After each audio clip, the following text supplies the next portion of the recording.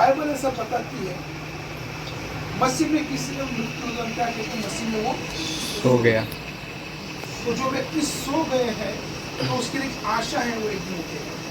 Bible है पूरे विश्व में, ये बाइबल एकमात्र ऐसा पवित्र शास्त्र है जो हमें आशा देती है।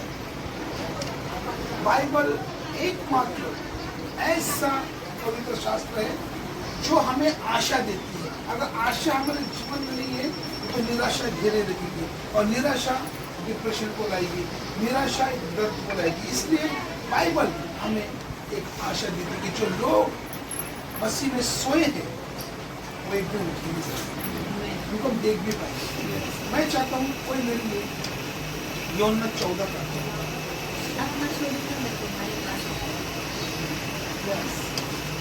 छोटा सा लाइन है। परमेश्वर इस वचन के द्वारा इस प्रकार कहते हैं, सब बाइबल में परमेश्वर कहता है कि मैं तुम्हें अनाथ न छोड़ूंगा। कि परमेश्वर आपको बोलना चाहता है भले आपके बीच में से आपकी माँ को उसने लेके गएगा, आपको अनाथ नहीं छोड़ेगा। उसका वचन है कि भले आपके बीच में से वो माँ जी जहाँ उठती थी बैठती थी, आपको सब चीजें याद आती होगी, वो चीजें को यहाँ बैठती थी, यहाँ पे खाना सब आपको याद आता है। तो इसलिए खुदा क्या बोलता है, मैंने तुमको अनाथ नहीं छोड़ा है, मैं तुम्हारे पास आता हूँ। किस प्रकार से पता है कि एक समय आता है जो मसीह में सोए हैं वो उठेंगे नहीं। Doctor D.G.S. दिनकरन अंकल वो इस प्रकार से कहते हैं, जो सच्चे मसीह है, सच्चे मसीह मतलब कौन, जो रोज बाइबल पढ़ता है। सच्चे मसीह मतलब कौन, जो हर रविवार चर्च को आता है। सच्चे मसीह मतलब कौन, जो बपतिस्मा लिया है। सच्चा मसीह मतलब कौन, जिसने मन पूरा किया है। सच्चा मसीह मतलब कौन, जिसके अंदर गंदी बातें नहीं है। सच्ची मसीह मतलब कौन, जो यीशु को फर्स्ट प्रार्थना देता है। जो सच्चे मसीह है, अगर वो मसीह में सो गए या मसीह में वो मर गए तो उसका मृत्यु उसके लिए अंत नहीं है, वो उसके लिए स्वर्ग का द्वार है। जो मसीह में मरे हैं, जो मसीह में मरे हैं, वो मरे हैं तो मरे नहीं हैं, वो उनका जीवन अंत नहीं हुआ, उनके लिए स्वर्ग का द्वार खुल गया है। आज हमारे बीच में हमारी माँ जी यहाँ पर नहीं है। मैंने उनके बारे में कुछ बातें आज परिवार को मैंने बताया था कि ये जो माँ जी थी वो परमेश्वर में उसको बहुत विश्वास है। मैं जानता हूँ वो अकेले रात को बाइबल पढ़ती थी। उनका जीवन क्या मैं नहीं जानता, पर इतना जानता हूँ कि वो यीशु को जानती थी, और उनके लिए कुछ बातें हुई थी उनके अंतिम समय में। वो बातें ऐसी थी कि उन्होंने अंतिम समय में खुदा को करीब से जानने की कोशिश की। उसने अपने परिवार को चर्च में लेके आया। मैंने एक वीडियो में देखा वो आंटी नाच रही थी, ये उम्र में भी वो नाच रही थी, झूम रही थी यीशु मसीह के लिए। और उन्होंने अपने घर में कॉटेज प्रेयर रखा, और उस दिन उन्होंने हाथों से हमें खाना खिलाया वो आंटी ने। और उसके और जो मंडे को जो प्रेयर हुआ था, वो प्रेयर का क्या शीर्षक था हमारा, यीशु मसीह का वंशावली का शीर्षक था। वो वंशावली का शीर्षक वो मीटिंग को उन्होंने अटेंड किया। उसके नेक्स्ट डे वो परमेश्वर के पास सो गई, और उसको तकलीफ कुछ नहीं हुआ। ये गवाह है आप भी लोग कि वो अच्छी खासी थी 1:30 बजे तक, लेकिन बाद में देखा मतलब खुदा ने उसको अच्छी मृत्यु दी।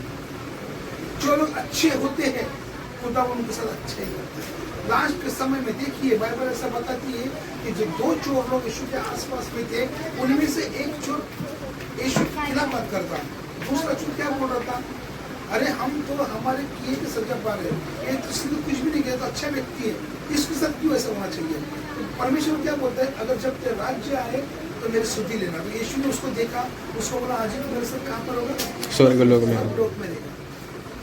कभी बोला ये आंटी ने क्या किया, अंतिम समय में यीशु के पास इन्हीं को खुदा बुलाता है।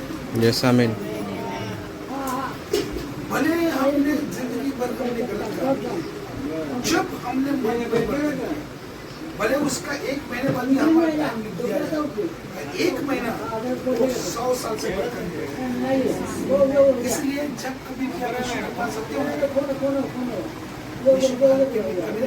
ही बात बोलता हूँ, या तो यीशु के पास आओ या तो संसार में जाओ। बस बाइबल क्या बोलती है, तुमको गुनगुने पानी से नहीं, एक तो ठंडा पानी या तो गर्म पानी।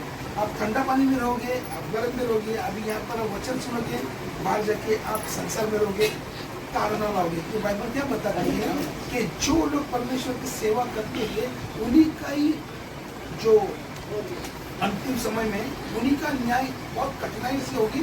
तो उन लोगों को क्या, जिन्होंने यीशु को मान कर भी पीछे हो लिए, उनकी तो वाट लग गई, फिर नहीं पाएगी। इसलिए ये बाइबल हमको एक आशा की किताब है। बाइबल क्या बताती है, एक ऐसा व्यक्ति जो परमेश्वर को अपना सारा जीवन दिया है, वो मर गया तो मरा नहीं है, उसका जीवन का अंत नहीं हुआ, उसके लिए स्वर्ग का द्वार खुला है। हमारे माँ जी ने जो जीवन जी कर गया, मैं विश्वास करता हूँ कि वो स्वर्ग में गई। Yes, तो sir. स्वर्ग में गई है, कुछ बातें हैं। बाइबल ऐसा बताना चाहती है, जो लोग किस तरह के कलीसिया के लोग थे, वो यीशु मसीह पे बहुत ज्यादा विश्वास करते थे। जितना विश्वास करते थे, उनके जो विरोधी लोग थे आके उनको मारते थे।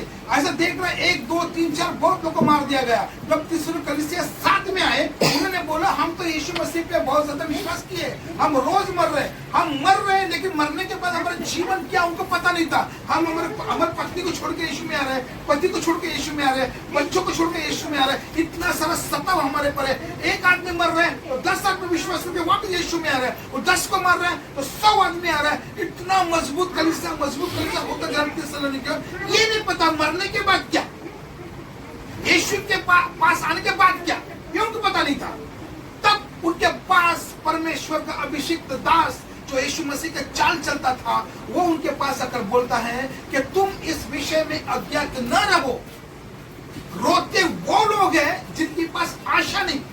बाइबल ऐसा बताते जब यीशु बादलों पर आएगा, जो लोग मरे हैं वो पहले उठ खड़े होंगे। कौन? जो यीशु में मरे हैं, संसार में मरे वो नहीं, जो यीशु में मरे हैं वो पहले उठ खड़े होंगे। उसके बाद अगर हम जीवित रहे पृथ्वी पर, अगर हम यीशु में हैं, हमारा रूप बदलेगा, हम स्वर्गदूत बनकर उनके पीछे चलेंगे।